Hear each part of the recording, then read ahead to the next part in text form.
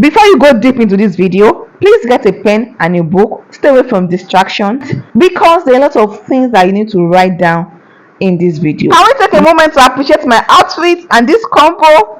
Oh, I love it. I look so good, I know. I met Debola because she had come to Obafemi University at the time to speak. And I remember that of all the things she said, the one thing that I could make of listening to her and looking at her was a conviction that I was looking at my future. I don't know how I came upon that moment, but 20-year-old, 300-level student, I said to myself, this is future me. This is future me. And I can tell you categorically that is still one of the biggest miracles anybody can experience. The day that you meet a person who embodies in living form a vision you carry of a possible tomorrow, you hit jackpot. Because instantly, they pull down the barriers in your mind that is not possible. To as much as sometimes 50 to 80%. There's a living form of something I aspire to. It makes it look like it can be done. So I wrote this long letter and I sent it through a senior friend who I really loved, who was in a final year law school, a final year in law. And I said, please help me find this address. I had gotten it off the internet, number 13 Sanasifa Kowa. Please help me go to Bisola Lunge. She came to speak in a school and I sent that letter to her, not expecting that maybe I'll hear from her. And then she wrote back to me and she said, I would love to meet you. Now, look, she gave me my first car. She paid me my first 400,000 naira as a fresh graduate. That's about 4 million today. And she flew me first class to different states of Nigeria as a facilitator of the Den Afri Bank. I saw her live her life. I saw her balance her family and her career. I saw her travel the world. I saw her grow her spirituality. I saw her make money. I saw her enjoy herself. You know, I saw her dress up and look good. She basically, she brainwashed me that it was possible for a woman to have it all, even if she can't have it all at the same time. So I know that mentorship works. I'm a product of mentorship. Yes. For women entrepreneurs, I want you to know that if I can make it and get here, Who is this person? Shecluded. you can. And I want you to know that the view, if somebody has lied to you that the view is not nice, this is me telling you that the view when you stay on the 7th floor hotel with glass and a 15th floor and a 19th floor is nicer than your house. So I want you to realize that it first starts with the hunger, your mindset. You need to want more. Everybody that has succeeded, and I went through a coaching program with on NASDAQ milestone makers in the US, and they gave me a billionaire coach, and that experience changed my life. So one day she came to, she was always telling me new things, trying to teach me techniques on how to solve problems. Maybe she would say, oh, write this, and I looked at that girl, this lady was messing with my mind, but one thing stayed.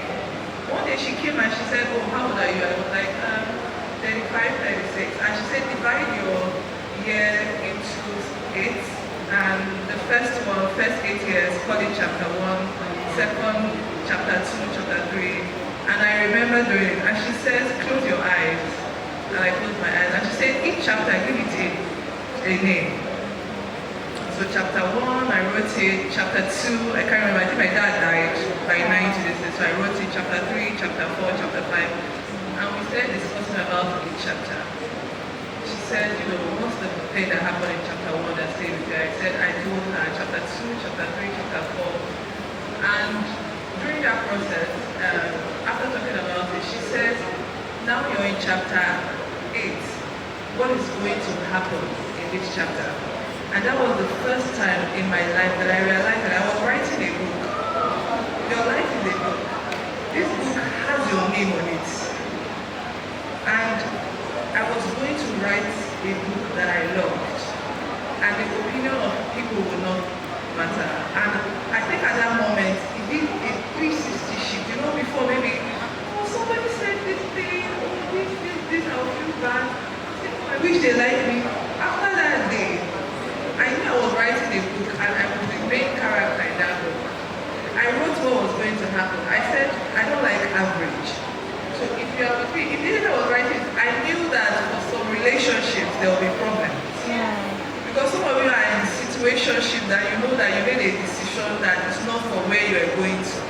But I wrote it and said that problem would deal with me. You see, you write it. And I wrote the things that I wanted to do. And I found out that my life shifted. That was 2022. 2023, my company took like a different trajectory. I went to the US for 6 months. I did different programs. We raised so much money. But I knew very quickly that the coaching that I had with her, and that's for women entrepreneurs. If you want to do big things, you need to know that you have subconsciously been programmed a certain way. And to break out, you need to intentionally find people in that class, in that position, to be able to sit down there and learn. I think those are the two things that I've gotten, and I hope it helps you. Thank you. So, for example, I don't call my husband by name, not because he said I should call him my name, but simply because it's my own way of training myself to respect and give deference to him because he's traditional. It's also the reason why sometimes people say, we also support you a lot. Well, it comes from a background where women are strong and ambitious and all of that. However, it's also how I manage it at home. So I'm coming to speak. My husband, I will share with him what I'm going to be speaking about and give him updates. You have to find what works for you, what this works for me. I'm going to travel. In the year, I already know where I'm traveling between now and November. I have something called Afeke's itinerary. So Afeke is the name my husband calls me at home. So that's politics, right? Afeke's itinerary, which means I'm saying to him, these are my plans for the year. So he knows ahead of time that I'm going to be in Dubai, I'm going to be here, I'm going to be there. I carry him along. And I find that sometimes when women are powerful, we have to learn how to balance that power. Power corrupts, right?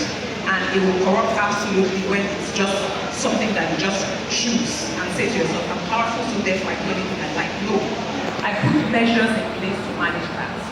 I say to my PA, if I tell you I'm traveling, the first question you should ask me is, have you discussed it with anyone? It's my way of reminding myself that I have to discuss it with my husband. It's not because he's the one paying the tickets. It is actually not because I'm the one paying that I need to engage. These are the things that women need to learn. And sometimes as younger women, we find it difficult to learn because we are so generation and we have to say everything that is in our mind. But we don't say, those of us that are still there 25 years after, we don't say everything that's in our mind. Can I go there? Can I go there? There's a scripture in the Bible that says it's only a fool that says all that is in his heart. So when your husband says 5, you say 10. Is it because your mouth is sharper than my own? You can tell that my mouth is sharp. Have you? Yeah, because I don't say anything in my mouth.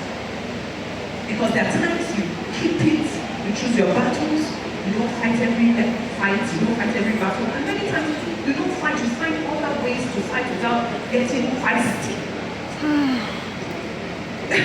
We need a master class. Limitations that I find with female practitioners or female leaders in corporate careers. Number one will be identity distortion. The second thing that I see is a lack of a strategic mapping of that career. Young people just want to do a great work, be in a corporate setting, learn structure, have someone to look up to. But from early on, and this continues even on to middle level management, women often seek to do good work, know their talent and contribute meaningfully, but they often don't think about their career as their lifetime opportunity for contribution and to receive value, for giving and receiving value. Thirdly, I will see a lack of expanded expertise. A time comes when your natural talent is not good enough, and then you have to upgrade almost radically to be able to match the strategic priorities of the organization. When you get to middle level management, the top 3 things I have seen, interestingly, number one is an inability to mobilize resources through other people. female leaders really struggle with collaboration. We say it a lot at conferences, you think we have mastered it, but we struggle with collaboration, we struggle with partnerships, our emotions get into the way. In fact, the all-time top 3 greatest limitations that I find working with women, number 1 is over-emotionalism. There's a way she acted, I'm a vibe expressing, there was just a vibe. But men will sit in rooms with people that they don't vibe with, but they just strategically say, we need to partner. You are not my wife, I don't have to vibe with you. You know, but we're so in the vibe thing that we get stuck. But anyway, middle level management, female leaders have to fix the ability for collaboration and the ability to mobilize resources and generate performance-driven outcomes working with other people. You have to take people out to lunch and say, the organization is 10x my organization. But we're in the same industry. What has made the difference for you? You know, and you have to pay the price for those kinds of relationships. The second is poor negotiation. And I'm going to tell you this very short story. I worked in one of the big 4 consulting firms in Nigeria. And I remember that we had this final interview for CFO role. And I was on the panel, a CFO role for an iconic multinational brand. And we had a man who was one of the final 3, came into the room. I'm telling you, it was about 15 to 17 minutes of bamboozling. I'm not kidding. Have you ever been bamboozled? Where something is telling you, this thing is not particularly adding up. You know, the strategic priorities that undergird the overall evolutionary constructs that underpin the mobility of extraordinary conceptualizations that open up industrial transformation. Just like, is it English that is my own challenge? Or is this thing not making sense? So I'm looking at my colleagues, 2 male colleagues, and they're having this look like, go for it. So I'm like, I must be the issue. Because these guys are just buying into it. He has this conversation and he puts the bombshell on the table, asking for maybe about 3 times what was on the budget for the role.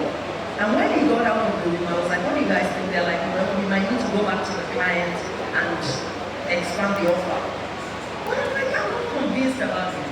Then we got the second person. For some reason, I don't remember that second candidate. And then the third person who came in was a woman who blew my socks off. Like, it was clear she had what it took. Came to negotiation, it was as if she was begging us. I don't want to be the one to be telling you what CFO, whatever you, okay, what's the budget for the role? Her confidence went from like 10 to 2 the moment we had a conversation around what are you looking for? Money. So I hear if and I hear how well.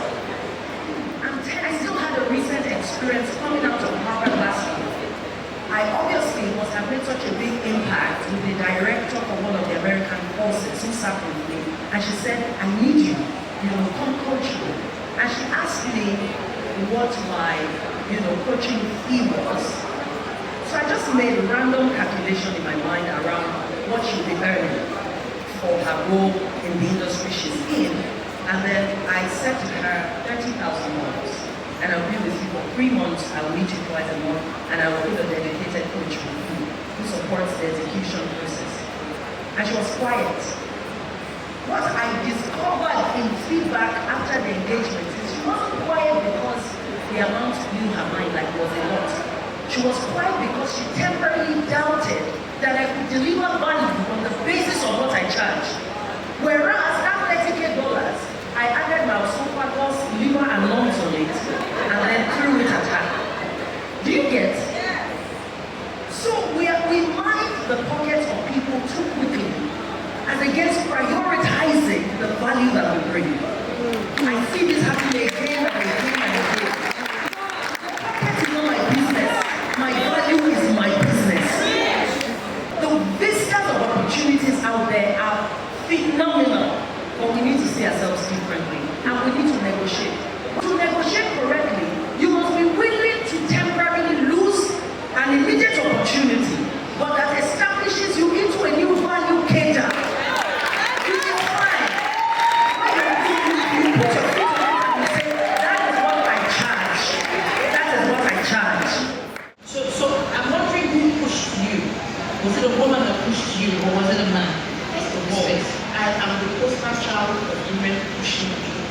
way. From my journey in finance, into fashion, across countries, there are people calling my name in things I'm not in, people saying my medical name.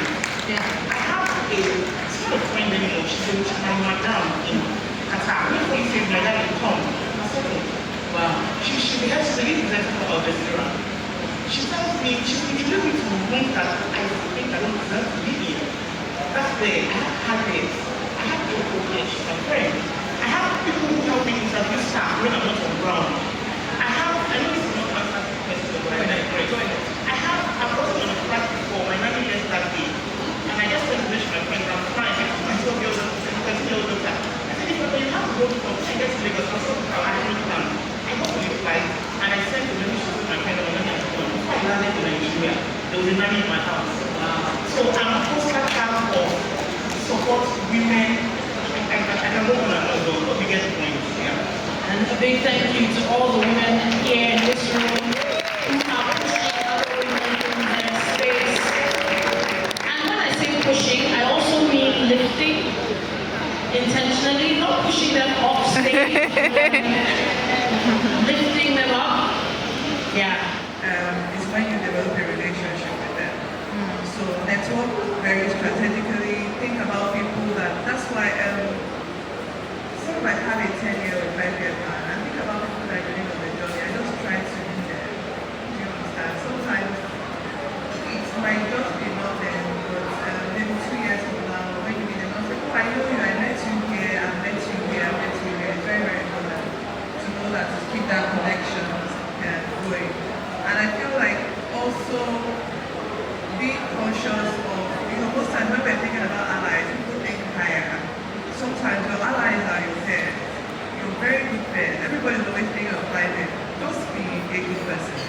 And just be very strategic and just help people and be open to receiving help. And when you need it, ask. Just ask. Thank you very much. Fantastic. Be open to receiving help. That's so important as well.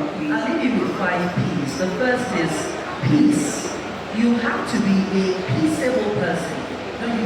You're asking, when odds are set in our ways, how do we navigate, especially within the context of work, how do we build influence and allyship? There are some people behind closed doors, nobody will be able to stand for them because there's a trail of damage and conflict and crisis everywhere they go. You see, so not a mass warfare, except you thriving in the battlefield.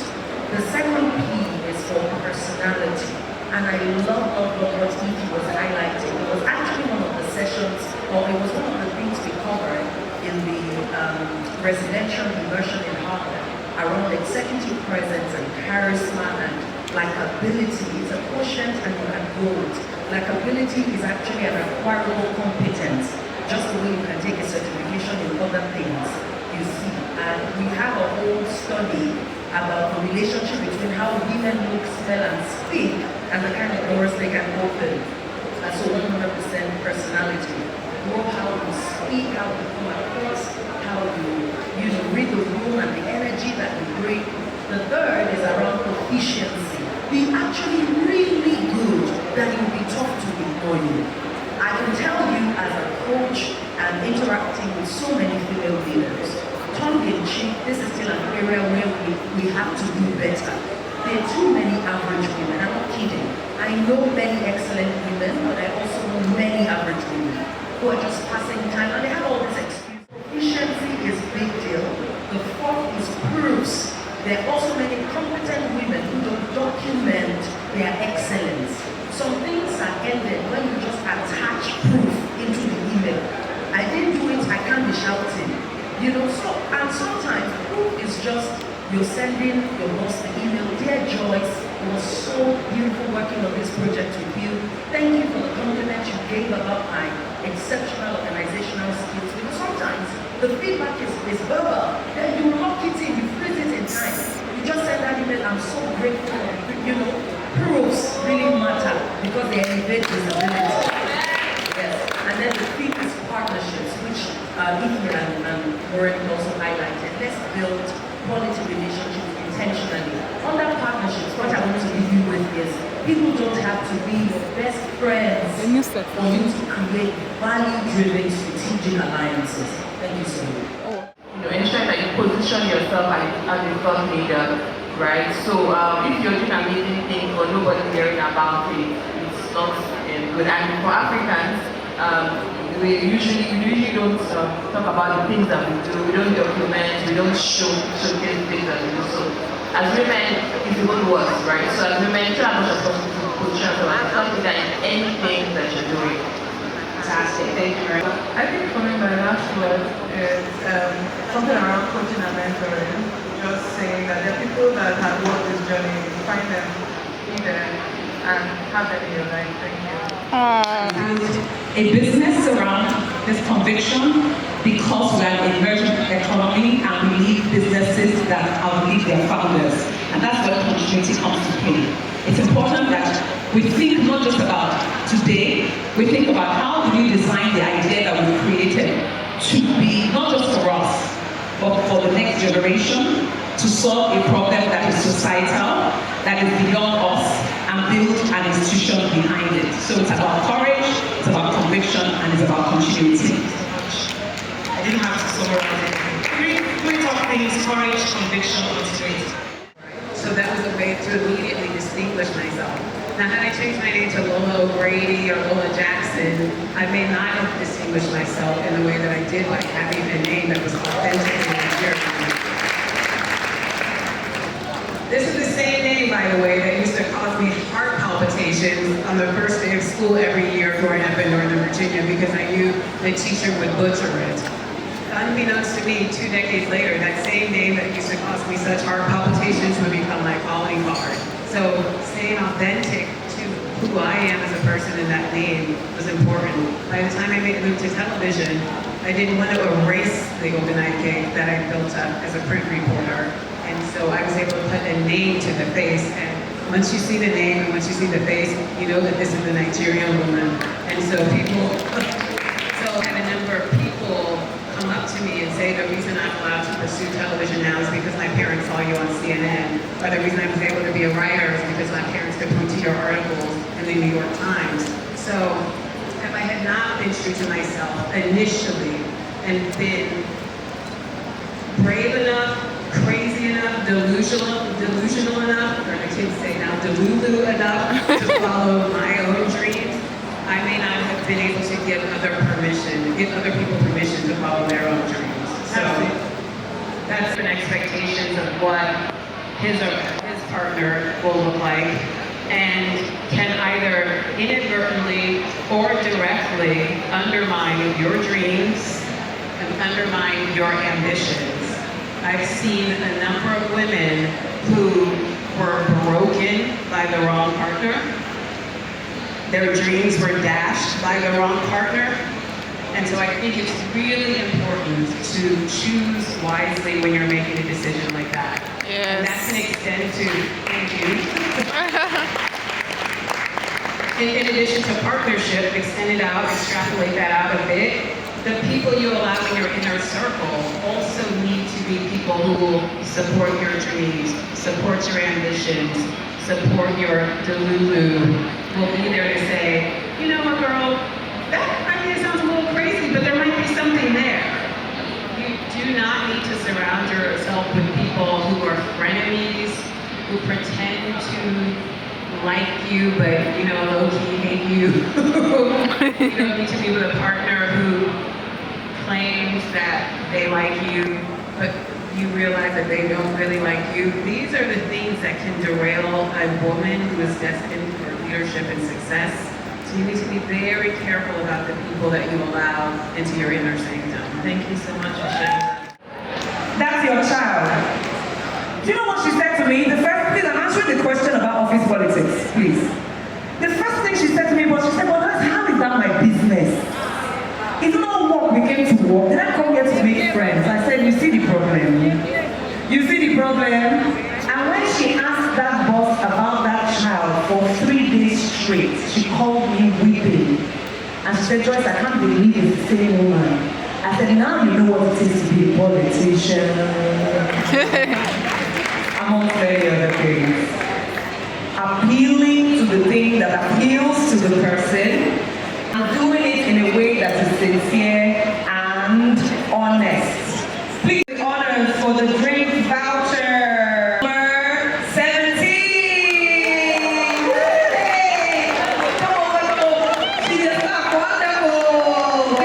I want to say thank you so much for coming with me on this ride. Please like this video. My hands were paining me as I was recording. It's not a small thing. So like it, share it, drop a comment, share with your female friends that would find this so helpful. My highlight of this event was meeting DDK. If you know me so well, I like DDK a lot. I listen to her messages, her sermons, her declaration, and I said the day I meet her in person, if I am able to comport myself, there's nobody that I will meet that will not be able to comport myself. I was so happy, so glad to meet her. It was such a pleasure. And you see this, my madam she's speaking with, she was the one that invited me to the event. She also knew her. She's a friend of a friend. It was a beautiful event overall. Please go out, go to events. It's always nice. It keeps you gingered, it keeps you motivated. In my next video, I shared 7 habits that completely changed my life and would change your life too. Click watch and enjoy. Thank you for watching. I'll definitely see you in my next one. I love you so much, but God loves you more.